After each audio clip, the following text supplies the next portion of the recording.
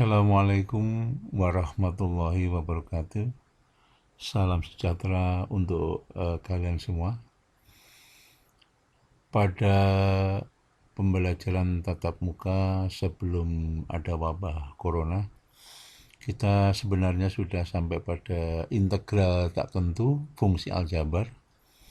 Namun tidak ada salahnya kita kembali mengingat-ingat sebelum pada lanjutan integral tak tentu, yaitu metode substitusi dan metode parsial.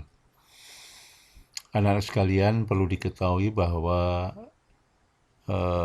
integral tak tentu fungsi aljabar ini tertuang di dalam Permen Dikbud nomor 37 tahun 2018, di mana melalui kompetensi dasar pengetahuan keterampilan sebagai berikut.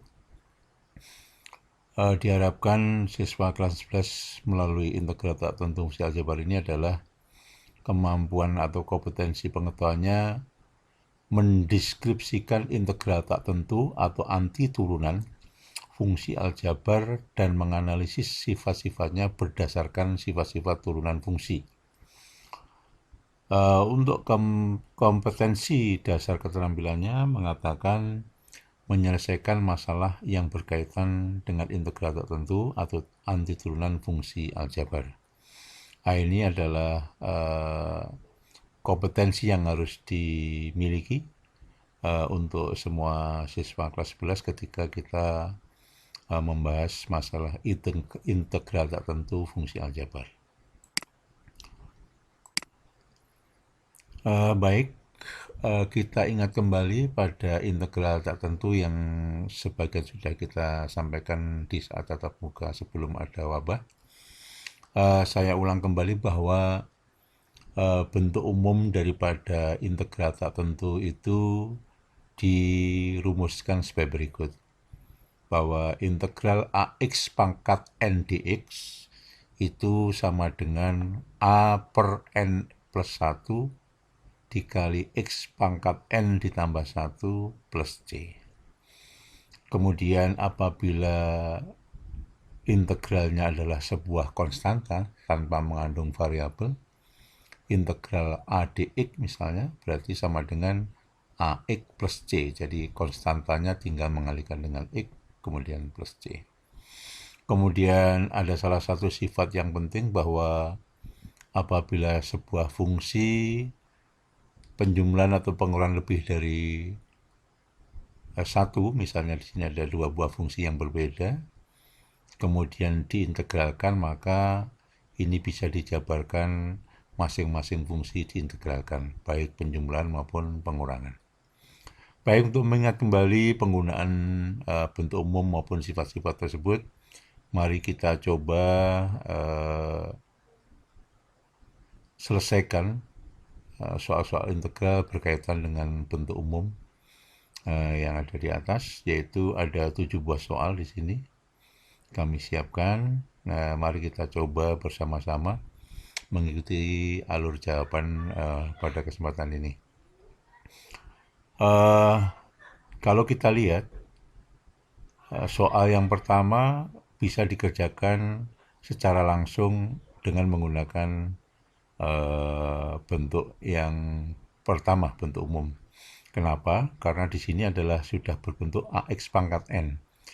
Ya, jadi ini langsung bisa diselesaikan dengan bentuk umum. Kemudian nomor 2, ya ini sebuah integral yang hanya berisi konstanta, maka tinggal menambahi variabelnya, maka di sini nanti menggunakan bentuk yang kedua. Nah, bentuk ketiga adalah satu bentuk yang tidak langsung bisa menggunakan bentuk umum, tetapi ini perlu langkah-langkah penyederhanaan supaya nanti bisa memanfaatkan bentuk umum yang ada di atas. Nah, kemudian yang keempat, soal yang keempat ini adalah menunjukkan integral rasional atau pecahan. Maka ini tidak juga bisa langsung diselesaikan dengan bentuk umum, tetapi harus dirubah menjadi bentuk pangkat yang di atas penyebutnya ini. Jadi nanti harus dirubah, disederhanakan sehingga nanti bisa memanfaatkan bentuk umum yang ada.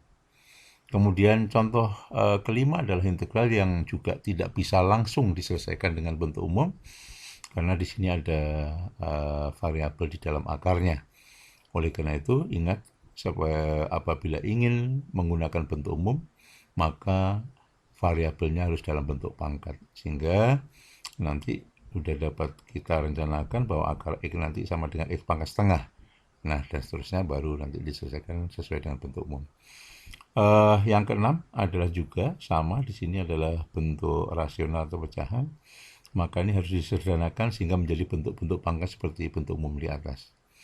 Ini salah satunya, misalnya penyebutnya ini akar X dirubah dulu menjadi X pangkat setengah, baru dinaikkan X pangkat min setengah dikalikan dengan X plus 1 dan seterusnya. Nomor 7 juga demikian. X plus 2 pangkat 2 dijabarkan menggunakan A plus B pangkat 2 sama dengan A kuadrat plus 2AB plus B kuadrat. Kemudian akar X-nya juga dirubah menjadi X pangkat setengah. X pangkat 3 dinaikkan menjadi kali X pangkat min 3, baru disederhanakan, lalu menggunakan bentuk umum dicari penyelesaiannya. Untuk nomor 1 dan 2 saya kira tidak ada masalah, tinggal memasukkan. Di sini A-nya adalah 3, N-nya 5, masukkan A per N plus 1 kali X pangkat N plus 1 plus C, langsung ketemu. Sama seperti nomor 2, tinggal menambahi X saja hasilnya, sehingga 4X plus C. Nah, baik, sekarang kita lihat yang nomor 3. Soal nomor 3 di sini, seperti Bapak sampaikan bahwa ini tidak bisa langsung diselesaikan dengan bentuk umum ini. Kenapa? Karena ini masih harus diselesaikan menjadi bentuk pangkat yang variabelnya ini masih bisa digabung jadi satu. Apabila sebuah variabel yang ini variabelnya sama, X pangkat 2 kali X pangkat 5, maka disederhanakan menjadi X pangkat 7 karena variabelnya sama, kalau dikalikan pangkat dijumlahkan. Nah, kalau sudah ini berarti siap menggunakan bentuk umum. Ya, berarti A-nya 3, kemudian N-nya 7, sesuai dengan rumusnya bahwa AX pangkat N dx sama dengan A per N plus 1 kali X pangkat N plus 1 ditambah C, maka kita dapatkan ini. Kemudian 3/8 X pangkat 8 plus C merupakan hasil akhir daripada soal nomor 3. Kita lanjut anak-anak sekalian. Kita telah soal nomor 4 dan penyelesaiannya mari kita lihat sama-sama. Untuk soal nomor 4, ini adalah contoh juga yang tidak mungkin langsung kita menggunakan bentuk umum karena belum sesuai menjadi bentuk pangkat semua, maka di sini ada penyebut. Maka kita rubah dulu bahwa penyebut X pangkat 3 itu kalau kita naikkan menjadi X pangkat min 3.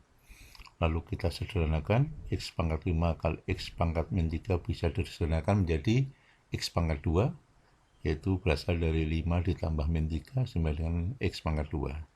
Nah, kalau sudah ini bentuknya, maka ini siap dicari integralnya menggunakan rumus yang tadi, yaitu pangkat ditambah 1, pembilang konstantanya, koefisiennya, X 3 dibagi dengan jumlah pangkatnya, 3, X pangkat 3, berasal dari 2 tambah 1, 3 ini juga berasal dari 2 tambah 1, plus C, 3 dibagi 3, 1, sehingga hasilnya tinggal X pangkat 3 plus C. Kita cermati soal yang nomor 5, integral 3 akar X dx. Integral 3 akar X dx juga tidak bisa langsung menggunakan bentuk umum yang pertama karena di sini masih mengandung akar, maka kita rubah dulu bahwa akar X itu kalau dijadikan bentuk pangkat adalah X pangkat setengah. Nah, kalau sudah begini, siap. Di sini adalah koefisiennya, variabelnya, lalu ini pangkat N-nya setengah. Maka kalau diintegralkan, pangkatnya tambah 1 bagi hasil penjumlahan pangkatnya di penyebut, kemudian ditambah C, sehingga hasilnya menjadi 3X pangkat 3 per 2, setengah tambah 1 ya.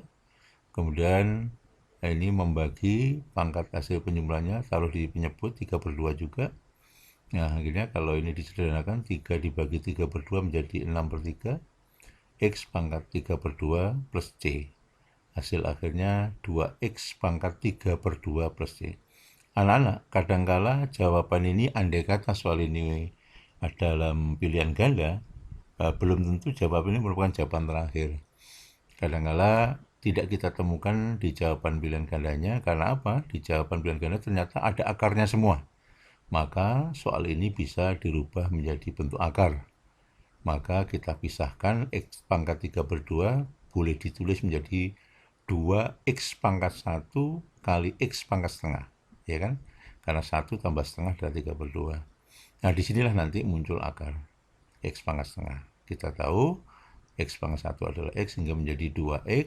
X pangkat setengah kita kembalikan menjadi akar X plus C. Nah, ini kadangkala jawaban yang ada di pilihan ganda biasanya. Contohnya seperti itu. Tapi ini sudah benar. Andai kata IC ini sudah benar.